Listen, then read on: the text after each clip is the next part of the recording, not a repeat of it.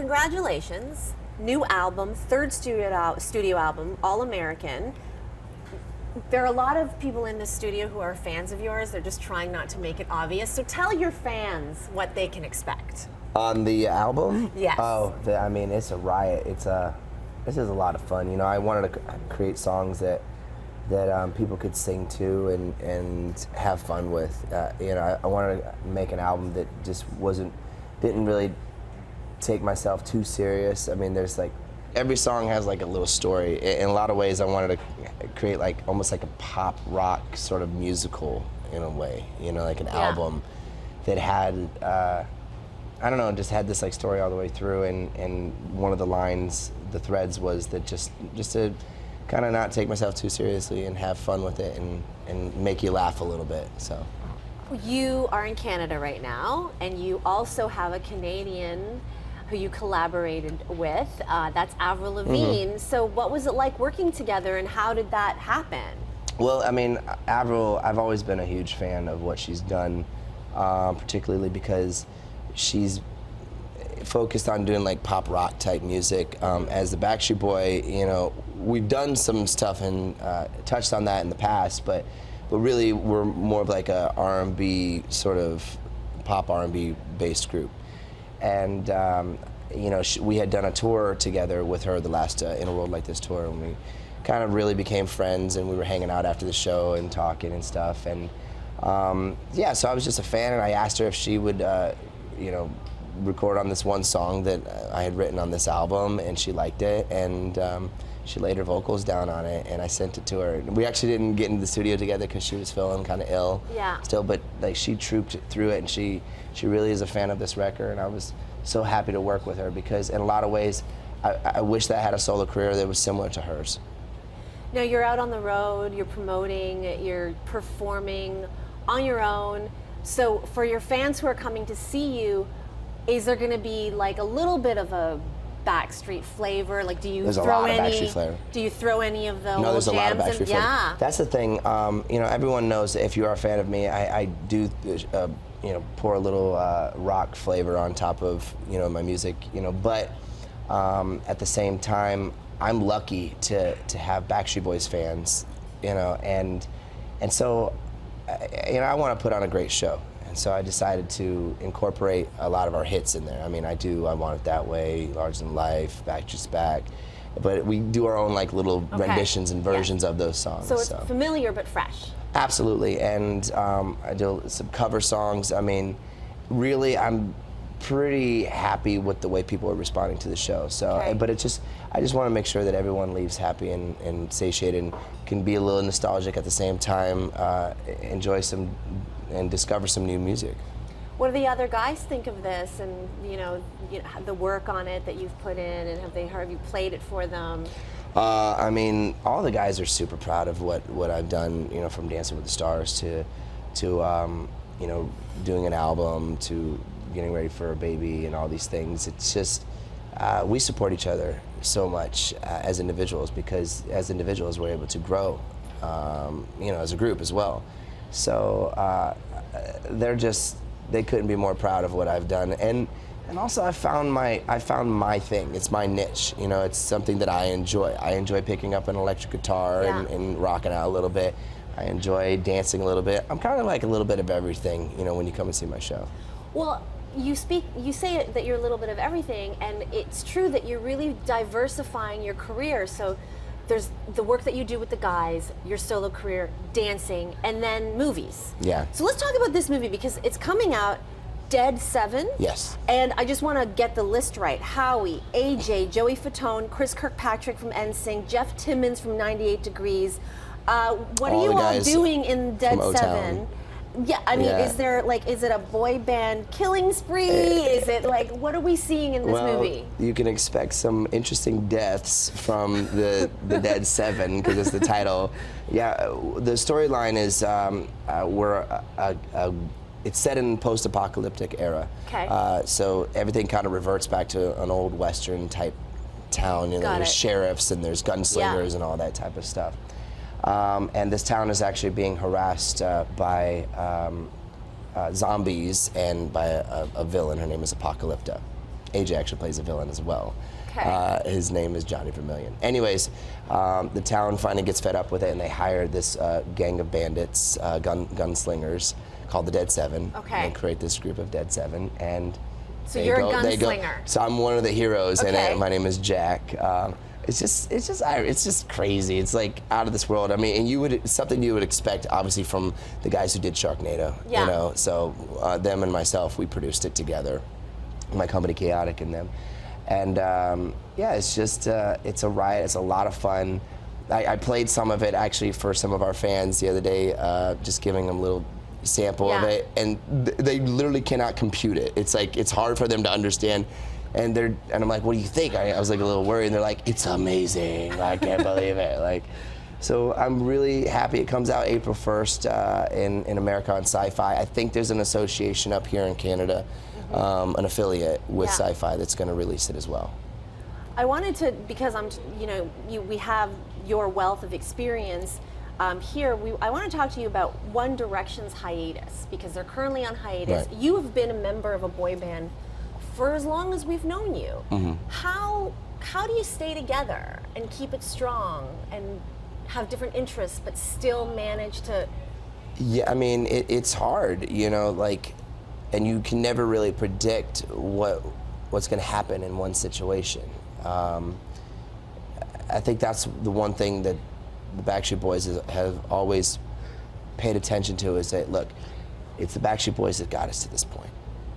You know what I mean? Without each other, I would never have a solo career, movies, all these other things. So always appreciate and respect the bond that we have. The foundation. The foundation, mm-hmm. and never feel like we're too big. We're bigger than that. Okay. In a lot of ways, you see it happen with like groups like the Rolling Stones, or you see a lot of rock bands where people have done it before, where they've been able to do both. We're able to do that, and just never really lose sight of not just ourselves and the group, but the fans that got us there, because you never can take it for granted, because you can lose them. Yeah. They could just drop off the planet and be like, we don't care anymore. So I got to always take care of the fan base first. I love that you appreciate that, because I'm not sure that it's a lesson you learn overnight. So I love that you're saying that. No, I mean, I think that it's just kind of it's a testament to who we are as individuals and our personalities. And you've respected that bond, so the Backstreet Boys are still the Backstreet Boys, and there have been rumors that there's going to be a Vegas residency. Can you talk about this a little bit? Yeah, no, we're working on doing we have a deal with Live Nation where we have to go out and put on, I think, 130-something shows, and so we just signed another deal where we're going to go to Vegas for about 9 shows, and kind of do a trial run. Okay. Like Vegas is sometimes they're a little worried about, some shows do well, some don't, and so we're going to go out there for 9 shows, and if it does well, then we probably will do a Vegas residency. This will be after we go on tour, after this next album we finish. So speaking of the tour, there were other reports that the tour would involve like Spice Girls. Yeah, and we talked about it. We threw it out there. The girls, they have had interest in the past, and we've had conversations. Anything's possible. Oh my God! Anything is possible. When you give that sliver of hope, people like me are like, no, you're gonna blow my mind. Are you kidding me? Anyway, so I hope you make it happen. Please do. Well, I'll do it for all of us. You're married now. Mm-hmm. What has life been like on the road, and sometimes not being able to travel with your wife and all that? Well, it's been really difficult lately because she's about to pop. She's just really pregnant, and I can't be there right now. And but thankfully, I'm gonna be there just towards the very end, about next 3-4 weeks before she delivers. Okay. So that I just made sure that happened. But it's hard, she's back home with her dad and her sister and stuff, but, I want to be there. And it's, I don't know, the bond is definitely becoming a lot stronger. I don't know if it's because of the baby or because of the situation. Are you nervous about being a dad? No, I'm definitely nervous. There's no, not about being a dad. That's normal. Not about being a dad. Okay. I think more about just her well-being and just making sure everything's okay. So, women always get advice when they're pregnant. Have you gotten any advice? I don't get advice. I get warnings. Okay. From my boys. Okay, let's hear it. What are some of the warnings? I say this all the time. They're like, and I think it's just they want me to go through a little bit of what they experienced. Yeah. And like I get it from Howie and like AJ, and they're like, and they'll chuckle and they say, Nick, you know, get ready for no sleep. And I'm like, so basically, like, what does that mean? And then that's all they'll say. Get ready for no sleep. Just be prepared. I'm like, okay, great. So I'm not going to sleep. Do they think it'll change you? And I love sleep, so like it's like torture to me, like to think that. So you might, okay. So and I think they're just like, it's not like, oh, it's like it's going to be great. No, it's like we were tortured. You'll be tired. We couldn't sleep, and then at the same time, it's like you're trying to, you know, fulfill all the Backstreet duties as well. Like a lot of these guys actually had their, like Howie, he had his baby, and then went right on the road, you know, and so he had to do diaper duty and all these things at the same time as perform. So it's like we're multitasking, but you know, we can handle it. Will it change you? I mean, I'm hoping it changes me for the better. You know, I'm ready for an adventure. I love new things that I've never experienced. That's why I always try stuff. Is that sort of why you made the video? The new video is 19 and 99. Yeah. And in the video, there's like a fatherhood theme a little bit, no? Yeah. I'm playing on that. Okay. Obviously. Was that like a rehearsal for you? Probably. Yeah. Foreshadowing. Are you going to be a strict dad or a fun dad? Well, okay, I'm deep down inside, I'm a kid. Like, I literally love being I still play video games to this day. You know, but obviously there's responsibilities, and I'm gonna be responsible. But I think when I made that music video, it was for all of the dads and people who get all these responsibilities, but deep down inside, they just wanna like let it all go and just go crazy. So in the music video, I'm able to do that, you know, everyone wants to wreck their house, you know what I mean? Everyone wants to just destroy everything that they've created, you know, and I think it's just, I'm just trying to have fun, you know, and that's who I am. I'm a fun guy, and if you watch the music video, it's everything that I am. I do want to talk about the time, though, 19 and 99, which is where you were at the turn of the millennium. So when you look back at that guy, what do you think? I mean, there was highs, there was lows, but majority of the time I was having fun and being a teenager. I mean, I was 19 years old, so discovering, finding my way through life, and but enjoying all the same things that everyone else was, from discovering new music, you know, listening to like Tupac and Biggie, or you know, whatever it is, you know, doing the things that you did in 1999 as a teenager. But then at the same time, the ironic thing was I was a Backstreet Boy, you know, and I'm like, I was on top of the world. You know, Millennium had just been released, the album. We just released I Want It That Way. And so I had like this kind of like dual life going on, you know, so it's a really interesting song, and it was an interesting time in my life, and I was able to write something that I think had substance when it came to the single.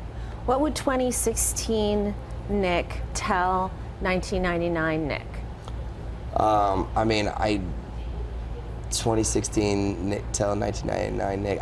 You know, I can always say that everyone can say there's things that they wish that they could change or do, but I wouldn't, because I enjoy who I am now. I love where I feel like one thing that might have been said or changed, I don't know, I think very Back to the Future-esque type stuff, sorry. And I'm like, if I would have said one thing or changed one thing, you know, Doc Brown would be really upset with me, you know, and I would have altered the course of my life completely, and might not have met certain people, might not have met you.